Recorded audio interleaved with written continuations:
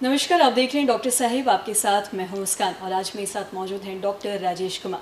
दर्शकों, आपको बता दूं कि ये प्रोफेसर एंड हेड है सेक्रेटरी डिपार्टमेंट में और कार्यरत हैं IGIMS में। सर नमस्कार, बहुत बहुत स्वागत है आपका। नमस्कार, थैंक यू।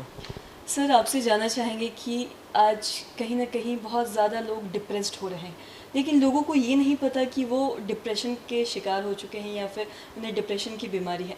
आपसे जानना चाहेंगे कि लोग कैसे समझ सकें कि वो कहीं ना कहीं डिप्रेशन से जूझ रहे हैं। डिप्रेशन के बारे में अगर मैं बताऊं, depression is the most common mental disorder across the globe. हर 3 में से एक व्यक्ति को डिप्रेशन की बीमारी है। द प्रॉब्लम इज़ दैट कि जिनको डिप्रेशन है वो तो शायद इस बात को समझते हैं, लेकिन जो दूसरे हैं उनके आसपास के लोग वो शायद उनको नहीं पकड़ पाते हैं कि ये किस बीमारी से जूझ रहे हैं, क्योंकि कुछ मानसिक बीमारियां होती हैं जो सीधे दिख जाती हैं आपके बिहेवियर से।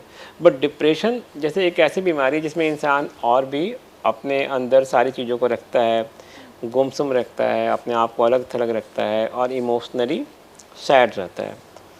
लेकिन अगर मैं कहूँ कि आइडेंटिफाई कैसे करें, तो कई लोग सोचते हैं कि अगर मैं उदास हूँ, परेशान हूँ, तो शायद मेरे हालातों की वजह से है, तो दिस इज़ वेरी नॉर्मल।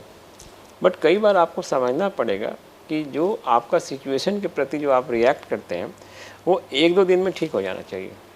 लेकिन अगर आप सैड हैं, डिप्रेस्ड हैं, विड्रॉन हैं, इरिटेबल हैं and you are not enjoying the life, जो कॉन्टीन्यूस 2 हफ्ते या उससे ज़्यादा हो जाए, तो इट मीन्स कि आपको डिप्रेशन हो चुका है, मतलब as a disease, as a syndrome. क्योंकि जैसे मैंने पहले भी कहा है कि हर व्यक्ति जो सैड है वो डिप्रेस्ड नहीं होता है, लेकिन हर व्यक्ति जो डिप्रेस्ड है वो डेफिनेटली सैड है। लेकिन हम लोग अपने कॉमन टॉकिंग टर्म्स में हमेशा कहते हैं यार I am feeling depressed. No, they are not depressed, they are sad, because sad is emotion, depression is a disorder. और अगर हम एंजाइटी की बात करें तो एंजाइटी के लक्षण क्या है, आपसे जानना चाहेंगे। जैसा कि मैं कहूँ कि एंग्जाइटी और डिप्रेशन एक बहुत ही कॉमन प्रॉब्लम है। जैसे हमने कहा कॉमन कोल्ड ऑफ साइकियाट्री कहते हैं उसको, कि हर दूसरा तीसरा व्यक्ति एंग्जाइटी और डिप्रेशन का शिकार है।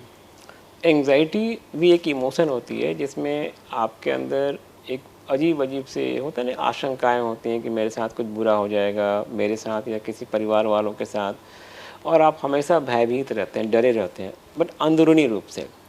और एंग्जाइटी जब किसी को होती है तो काफ़ी पेनफुल होता है, काफ़ी डिस्ट्रेसिंग होता है। और एंग्जाइटी में 4 तरह के सिम्टम्स होते हैं। एक हुआ कि आपकी सोच, एक हुआ कि आपके अंदर शारीरिक सिम्टम, जैसे होता है कि पसीने आना, घबराहट होना, बेचैनी होना, दिल धड़कना। तीसरा होता है कि जिसमें इंसान को आप अपने आप को दुनिया से अलग कर लेते हैं, चुपचाप रहते हैं, गुमसुम रहते हैं।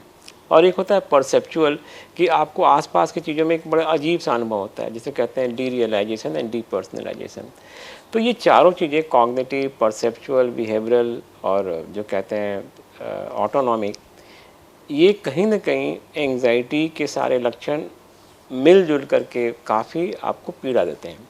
लेकिन अक्सर हम लोग कई बार ये सोचते हैं कि ये एंग्जाइटी मेरे दिमागी कारण से हो रहा है या मेरे हार्ट की। कई लोग होता है ना कि पैनिक अटैक बीमारी होती है जिसमें इंसान को लगता है कि मुझे हार्ट अटैक तो नहीं होने वाला है। तो अक्सर एंग्जाइटी और डिप्रेशन को आइडेंटिफाई करना बहुत ज़रूरी है, क्योंकि ये लगते तो हैं बड़े बिनाइन शुरू में, लेकिन they can take a very big shape and they can definitely make you disabled. Sir बहुत बहुत शुक्रिया ये तमाम जानकारी देने के लिए। Thank you. तो आशा करते हैं दर्शकों की जो तमाम जानकारी है आपके लिए लाभदायक रही हो। आप समझ पाए होंगे कि डिप्रेशन होता क्या है और कैसे आप समझ सकते हैं कि आप डिप्रेस्ड हैं।